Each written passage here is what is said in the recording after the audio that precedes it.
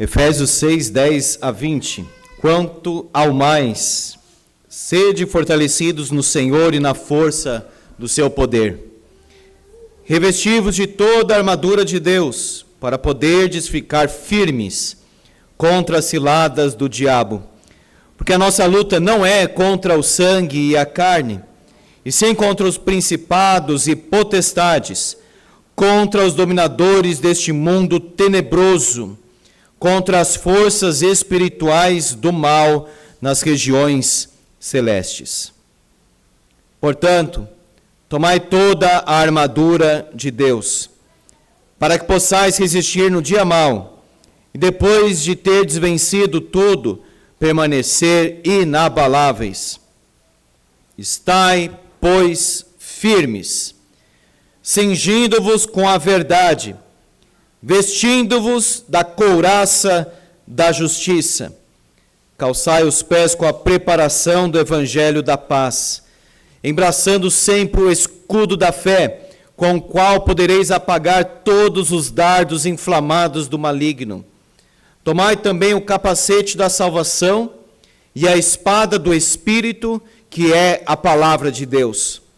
Com toda oração e súplica, orando em todo o tempo no Espírito, e para isto vigiando com toda a perseverança e súplica por todos os santos, e também por mim, para que me seja dada no abrir da minha boca a palavra, para com intrepidez fazer conhecido o mistério do Evangelho, pelo qual sou embaixador em cadeias, para que em Cristo eu seja ousado para falar, como me cumpre fazê-lo. Amém. Meus irmãos, às vezes nós falamos para as pessoas assim, você já encontrou Jesus? E a pessoa pode ter alguma reação mais ou menos assim, mas eu nem sabia que eu não tinha ele, que eu tinha que procurá-lo. Talvez você falar para alguém assim, você é salvo. A pessoa pode dizer, salvo do quê? Ainda mais se ela não estiver acostumada com a palavra de Deus e o vocabulário evangélico. Inclusive tem um livro do Sproul que chama Salvo do quê? Se você falar para alguém assim, você tomou, você vestiu a armadura, a pessoa pode dizer, mas eu nem sabia que nós estávamos em guerra. Nós não estamos em guerra. Tem uma guerra, sim. Uma batalha espiritual, profunda, difícil. E Paulo tinha ali ao lado dele um soldado romano. Mas Isaías 59 já fala de algumas peças de uma armadura que são comuns a todos os soldados. Mas Paulo, pegando esse texto de Isaías 59, 7, e olhando também para um soldado, ele traz esta imagem, uma armadura espiritual para o crente. Assim como o peregrino lutou com Apolion, aquele demônio, o crente precisa ter uma armadura espiritual para lutar nessa batalha espiritual. Você enfrenta a vida nessa perspectiva? É uma batalha, é uma luta, é um enfrentamento. Observe a ênfase. Versículo 11. Revesti-vos de toda a armadura de Deus. Versículo 13. Tomai toda a armadura de Deus. Outra ênfase. Para ficar firme. Versículo 11. Para poderdes ficar firmes. Versículo 14. Estai, pois, firmes. O tema desta noite, então, é justamente esse. Tomai toda a armadura de Deus. Primeiro, a nossa força vem do Senhor. É interessante que Paulo, depois de falar aqui sobre ser cheio do Espírito Santo, no capítulo 5, mulher, marido, filho, os pais, servo, Senhor, depois disso, ele diz, a força vem de Deus. Paulo está partindo para uma conclusão aqui. Quanto ao mais, uma palavra que indica alguém que está terminando um assunto.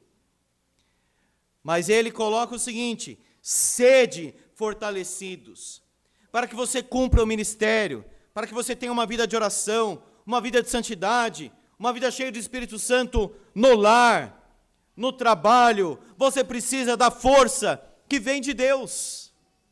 Ninguém aqui consegue cumprir essa parte prática de Efésios. Então Paulo diz: irmãos, sejam fortes em Deus. Dependam de Deus para viver esta vida. Força no Senhor, diz o versículo 10, e poder do Senhor. Se nós pecamos, a culpa não está em Deus. Eu não posso dizer: olha, eu até orei, eu até li a Escritura diariamente, eu não sei o que aconteceu. Parece que a pessoa está culpando Deus. E meus irmãos, Deus nos dará o suficiente, o que nós precisamos para uma vida de santidade, de consagração. Se nós cairmos, a culpa é nossa. Falta de vigilância, falta de oração, falta de interiorização da palavra, falta de comunhão com os outros crentes. Falta alguma coisa. A nossa força vem do Senhor. Tomai toda a armadura de Deus, porque a nossa força vem do Senhor. Segundo, a nossa batalha é espiritual. Revestivos. Ele já disse isso, nós vimos. Vos renoveis do espírito do vosso entendimento, vos revistais do novo homem, 4:24. Agora ele está falando de colocar uma armadura no corpo. Revestivos de cada peça dessa armadura é importante. Toda a armadura de Deus, para poderdes ficar firmes. Essa palavra firme é para ficar em pé. Manter a posição. O que acontecia? Estava lá a tropa romana, os soldados romanos, com toda aquela organização deles, os músicos batendo no ritmo, no compasso da marcha, e o general dava a ordem, eles colocavam assim em proteção todo o grupo com o escudo, mas às vezes se aproximavam os adversários, e os soldados romanos poderiam pensar em recuar, em voltar atrás. Alguns medrosos poderiam pensar em virar as costas, mas não tinha proteção aqui atrás. Não era para recuar, é para manter a posição. Então o general romano, olhando para os seus soldados, para os homens da batalha, gritava: mantenham a posição. E é exatamente essa palavra que Paulo usa aqui, para poderes ficar firmes. Continua em pé, na posição. Não recuar, retroceder, fraquejar, ficar covarde e abandonar.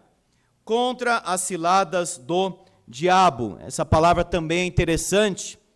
Cilada, na língua grega, é literalmente, a palavra é metodeias, de onde vem método. Acompanhe aqui o que eu vou explicar, por favor. Essa palavra cilada, às vezes é traduzida por estratégia, método, esquema, maquinação.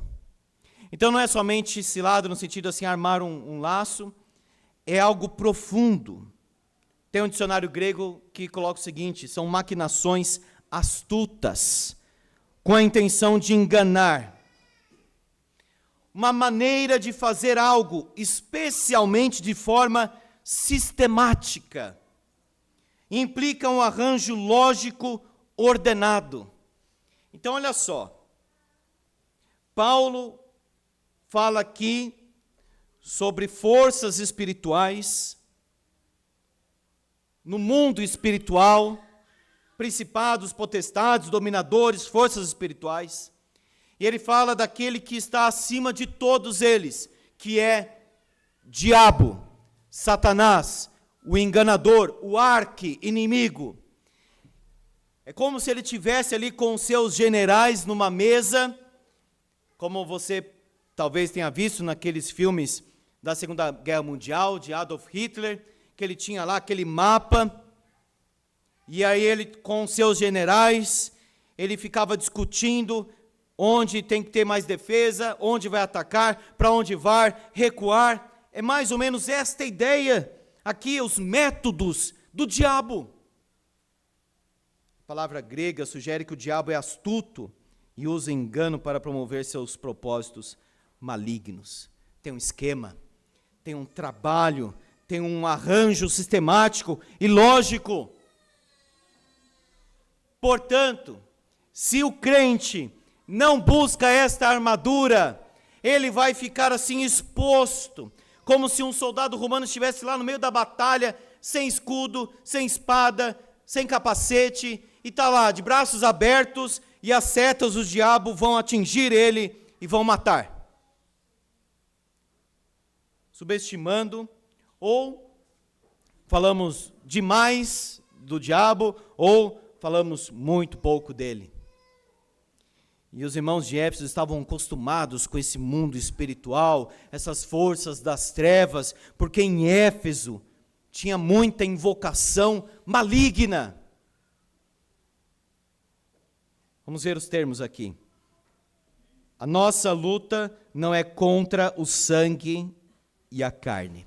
Os instrumentos do diabo são humanos. Mas nós, meus irmãos, não lutamos contra as pessoas. Nós temos as pessoas que são instrumentos do diabo, mas nós temos um plano maior, espiritual, não visível, que é o diabo e essas potestades, principados, dominadores deste mundo. A batalha da igreja, então, é espiritual, é um plano espiritual, e nós temos que orar, e nós temos que jejuar, e nós temos que ter uma vida santa, e pregar o evangelho. Porque essa batalha aqui é de ordem, é um plano espiritual. Você sabia então que você tem muitos inimigos? Principados, potestades, dominadores e forças. Uma das coisas assim mais básicas de uma batalha é saber quem é o meu verdadeiro inimigo. Quem está do meu lado? Quem é contra mim? Meus irmãos, o reformador João Calvino, nas Institutas, ele escreve o seguinte, preste atenção de novo, por favor. A Escritura declara que não um, ou outro, ou poucos inimigos. Ao contrário, tropas numerosas são as hostes demoníacas que travam guerra conosco. Por causa da ênfase errada da igreja neopentecostal e a forma errada de enfrentar o mundo espiritual, às vezes nós não falamos desse assunto ou não pensamos nessa batalha espiritual, essa guerra espiritual, os inimigos da igreja, os inimigos da sua família, são muitos, tem uma hierarquia até. E é interessante, meus irmãos, que os discípulos que já haviam expulsado demônios, realizado milagres, um em particular eles não conseguiram, quando Jesus desce do monte, e eles estão ali até certo ponto constrangidos, porque não conseguiram libertar. O que Jesus falou? Esta casta não se expele, senão por meio de oração e jejum. Os filhos de Seva também disseram, esconjuro-vos em nome de Jesus, a quem Paulo prega. E na verdade os demônios subjugaram aqueles homens espancaram, e eles saíram feridos, desnudos, envergonhados. Meu irmão, você precisa orar pela sua família. Você precisa orar pelos seus filhos, porque eles são atacados diariamente por Satanás e as suas forças, e este mundo espiritual está contra a igreja e atacando a igreja. Precisa de armadura, precisa acordar, precisa entender que é uma batalha mais profunda acontecendo no mundo espiritual. Lucas 8 fala que Jesus expulsou 7 demônios de Maria Madalena. Esse número pode ser um número exato, 7, ou pode ser um número que fala assim, de muitos demônios. Mas mesmo que seja esse número exato, 7, você imagina uma pessoa habitada, dominada, controlada, impulsionada por 7 demônios. Em Mateus 12, Jesus fala, se uma pessoa for liberta, mas não entregar o seu coração para Jesus, a casa fica exposta, o coração fica aberto, vem mais demônios para habitar naquela vida. Marcos 5 fala de um gadareno, habitado por uma legião de demônios. Paulo então fala das armas de defesa e uma de ataque, que é a espada. Meus irmãos, sobre a igreja, como está a igreja? Essa igreja é a igreja de Cristo. Desavisada e dormente. Parece que não tem batalha. Parece que já levantamos uma bandeira da paz e está tudo tranquilo, tudo ótimo.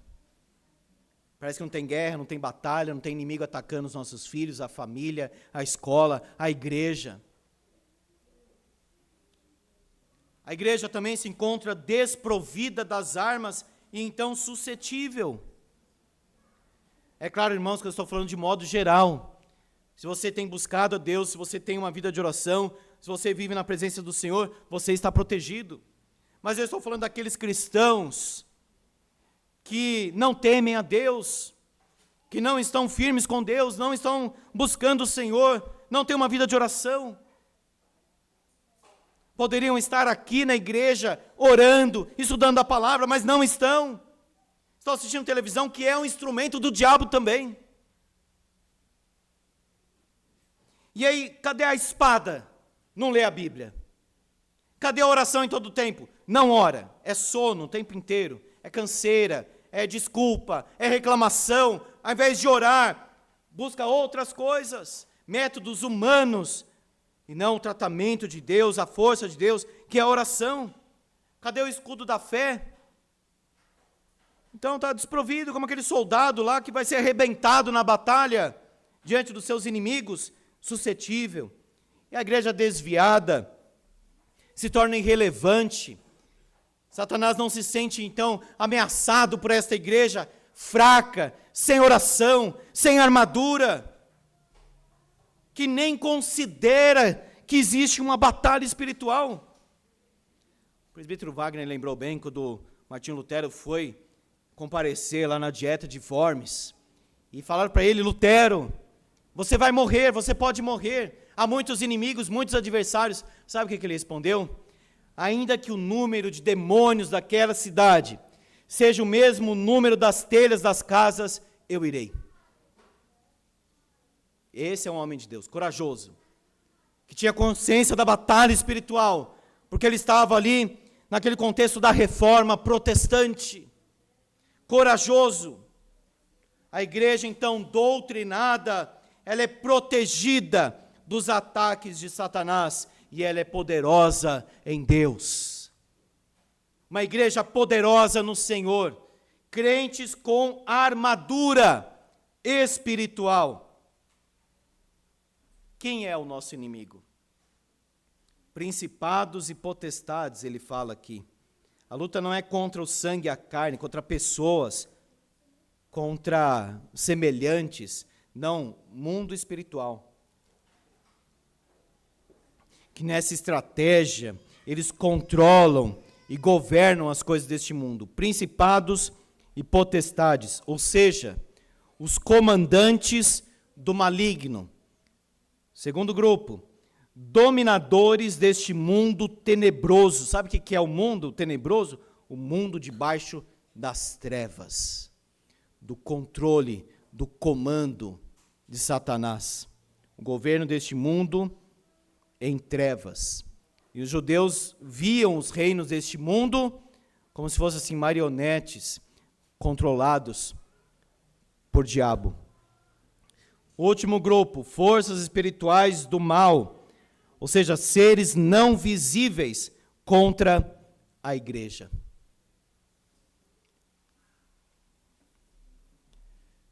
Nós vimos que a força vem do Senhor.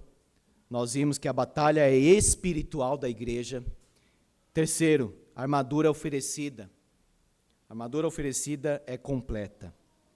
Olha só, versículo 13. Tomai toda a armadura de Deus para que possais resistir no dia mau. Tem um dia que é pior que o outro. Alguns entendem que aqui se refere ao dia mau, o dia final, mas o contexto não indica isso. O dia mau é um dia mais pesado, mais difícil, mais conturbado, em que a força do crente precisa ser ainda maior para resistir. Porque olha só, chegou o dia mau na sua vida, provação, angústia, aflição, tristeza, luto e etc. Agora eu preciso da armadura de Deus. Não, já tinha que ter buscado antes.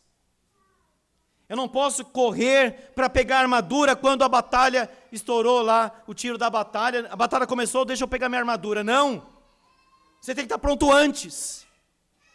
Você precisa tomar a armadura de Deus hoje para poder resistir no dia mau. Mais pesado, mais difícil, mais conturbado, provação, tentação, angústia, perda, aflição, traição, abandono. Davi diz, assaltaram-me no dia da minha calamidade, mas o Senhor me serviu de amparo. E quando o dia mau chegar, você vai estar preparado? E Paulo diz, então, depois de ter desvencido tudo, meus irmãos, é muita luta na vida cristã. O crente não pode se enfraquecer, sucumbir, cair, ficar prostrado. Não, ele precisa se levantar e buscar Deus. E para de reclamar, ninguém me ajuda, as pessoas não falam comigo, etc. Para com essas coisas. Vai buscar a força de Deus para a sua vida. Vai buscar o Senhor, a armadura espiritual. É isso que nós precisamos. Depois de vencer de tudo, e cada vitória, pequena vitória, deixa o crente mais forte. Ele vai vencendo, ele vai vencendo, ele vai vencendo. Aí ele fica num estado assim, permanecer inabalável. Porque ele já lutou, ele se fortaleceu e o crente cresce com luta, com dificuldade, o crente cresce na pressão mesmo. É prova em cima de prova. E aí o crente vai ficando forte, forte, forte. Se ele tomar essa armadura de Deus, ele vai ficar inabalável. Vamos ver agora 6 peças que Paulo fala. E a última é a oração, mas ele não classifica como uma peça dessa armadura. Tomai toda a armadura de Deus. Revesti-vos de toda a armadura de Deus. Ou seja, cada peça é importante. Eu tenho fé, mas não leio a Bíblia. Não tem isso. É uma armadura completa. O soldado romano não vai dizer assim, olha, eu tenho capacete, eu tenho espada aqui do lado, só não tenho escudo. Não dá para ficar sem escudo. Primeiro, cinto da verdade. O cinto da verdade. Ou seja, o crente precisa ser fiel, ele precisa confiar em Jesus, ele precisa confiar em Deus, ele precisa ter a sua vida firmada na verdade que é Jesus Cristo, e essa firmeza na verdade que é Cristo vai brotar nele verdade na palavra, no pensamento, na vida. O peitoral do soldado romano, como se fosse uma espécie assim de colete, o peitoral, a couraça da justiça. O que é justiça? É uma vida reta. É uma pessoa que vive no caminho de Jesus Cristo. Anda no que agrada a Deus. Couraça da justiça. Ele recebeu a justiça de Cristo, Cristo é a justiça desse crente, e agora então ele passa a viver na justiça de Deus, no caminho de Deus. Terceira peça. O calçado, calçai os pés com a preparação do evangelho da paz. Os romanos tinham cuidado de usar uma espécie de bota, porque você imagina o sujeito lá, soldado descalço. E quando ele tem que correr, avançando contra os adversários, ele vai ficar lá preocupado com o terreno. Não, ele tinha que cuidar bem da bota, amarrar bem aquilo, para ter a disposição para andar naquele terreno, não importa qual fosse, com firmeza. Então, quando fala que calçai os pés com a preparação do Evangelho da Paz, esteja disposto, esteja preparado, avance na pregação do Evangelho. Coloca o sapato para pregar o Evangelho. Calçai os pés com a preparação do Evangelho da Paz. Que Evangelho nós pregamos? É o Evangelho de Cristo ou é outro Evangelho que não é o Evangelho, como Paulo diz aos Gálatas? O crente é um pacificador. O crente, ele leva a mensagem da paz de Deus. Ou seja, reconciliando o pecador com o Criador. O Evangelho da Paz é o Evangelho da reconciliação do homem com Deus e com o seu semelhante. Esta semana, meu irmão, coloque esse calçado, esteja pronto com um calçado para pregar o Evangelho para esse mundo perdido e caído. O escudo da fé, versículo 16, embraçando sempre o escudo da fé. Às vezes nós imaginamos aquele escudo assim, que ficava nessa posição. Mas esse escudo aqui é aquele que tinha 122 centímetros, 1 metro e tanto, por 76. Então cobria toda a região do soldado romano. Os que estavam na frente e os que estavam atrás colocavam aquela cobertura, como se fosse agora uma concha protegida. Esse era o escudo da fé. Grande, você deve ter visto isso em algum filme, enfim, alguma coisa assim. Era um escudo alto e até comprido. Os soldados romanos marchando ali, naquele grupo, cada um abaixava, levantava. Quem lançava flecha não atingia aquele grupo. Só se ficasse ali uma fresta, por algum descuido, entrava. Mas era muito difícil. O que inventaram então? Olha só, os dardos inflamados do maligno. É a seta, é a flecha. Eles colocavam fogo na ponta, acendia aquela flecha. Então eles lançavam, porque mesmo caindo, tinha muito couro naquele escudo, caindo então a flecha inflamada no escudo, mas começava a pegar fogo e poderia atingir o soldado que estava ao lado. O que os romanos fizeram então? Eles ensopavam, eles molhavam o escudo. Quando a seta, a flecha grudava ali, entrava, ela era apagada assim aos poucos e sumia. Aplicando isso espiritualmente, essa é uma metáfora extraordinária do apóstolo Paulo. É como se Satanás estivesse com flechas atingindo o nosso coração.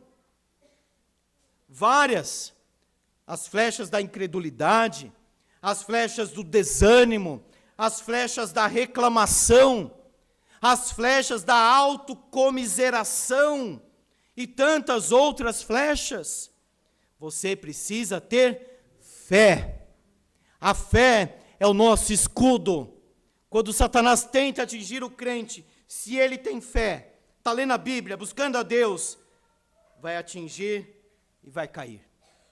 Não vai alcançar o coração. Cinto da verdade, peitoral da justiça, calçado da paz, escudo da fé, capacete da salvação. Tomai também o capacete da salvação. É óbvio, os irmãos sabem, o capacete protege a cabeça do crente.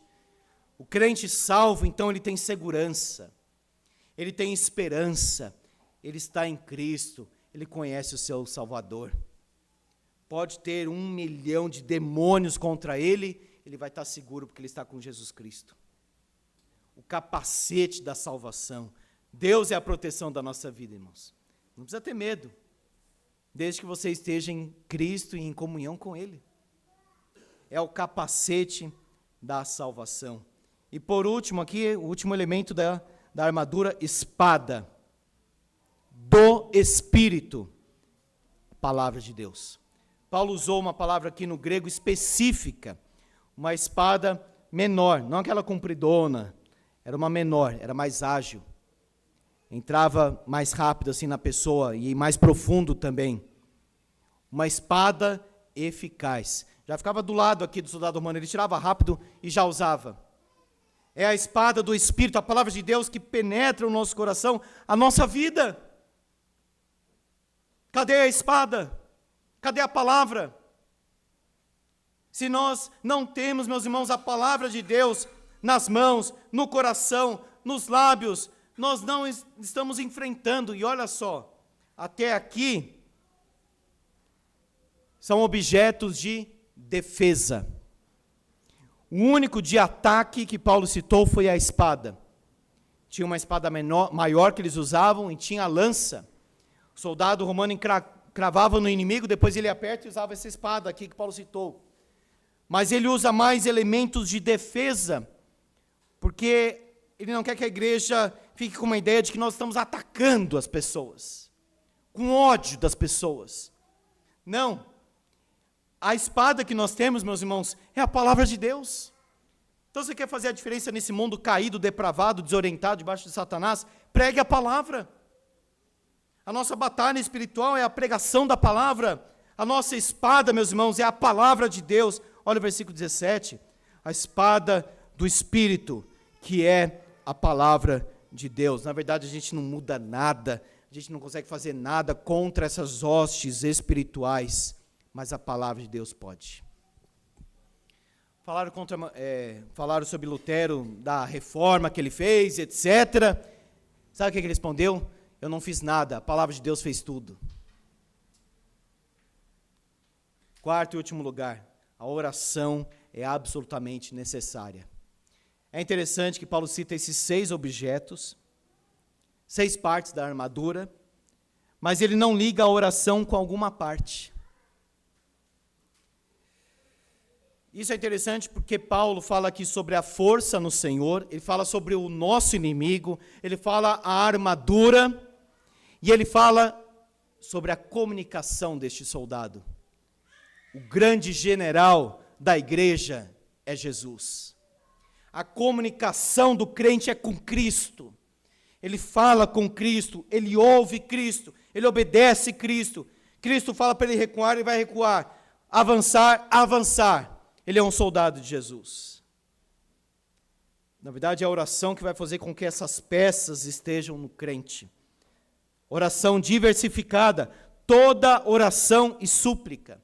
Não é uma oração, uma coisa só sempre. Não, toda oração.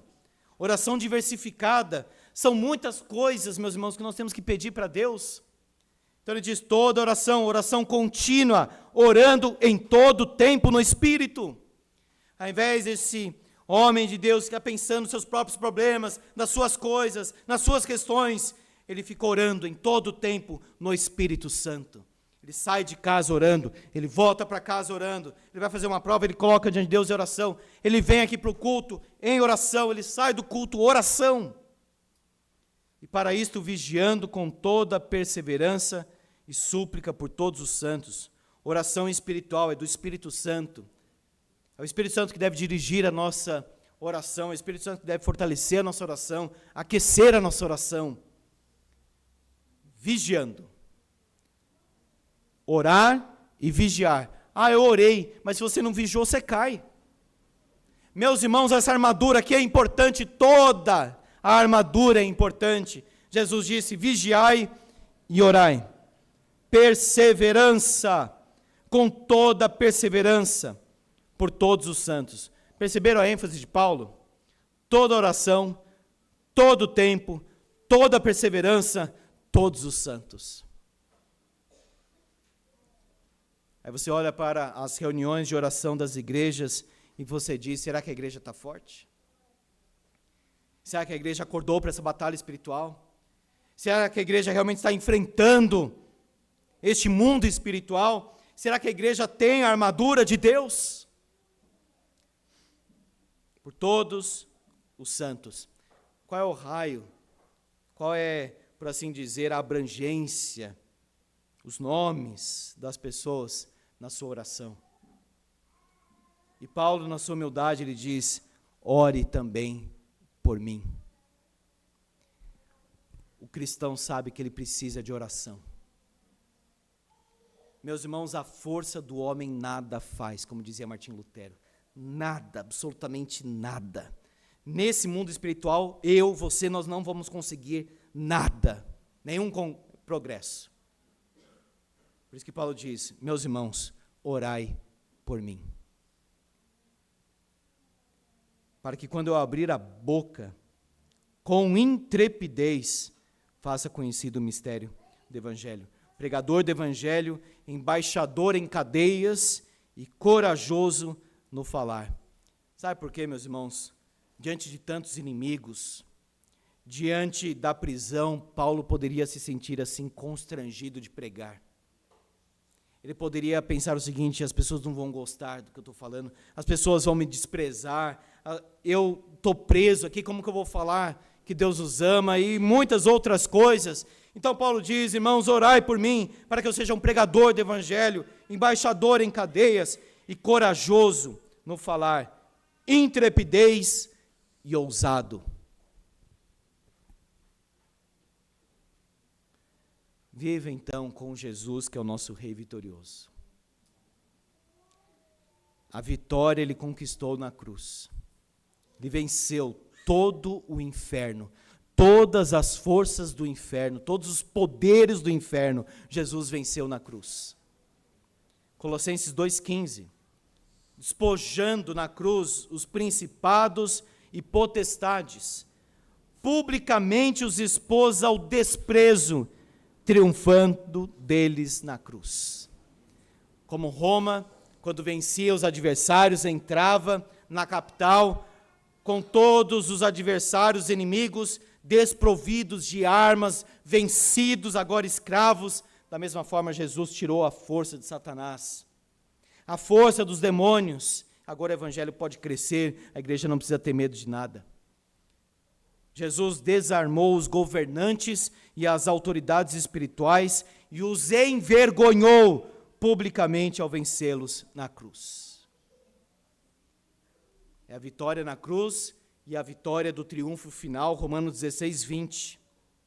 O Deus da paz, em breve, esmagará debaixo dos vossos pés a Satanás.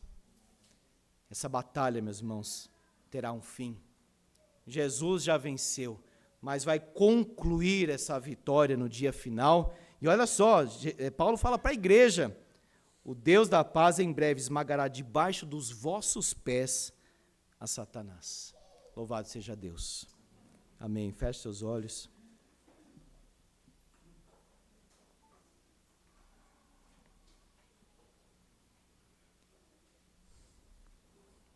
Peça essa armadura para o seu Deus.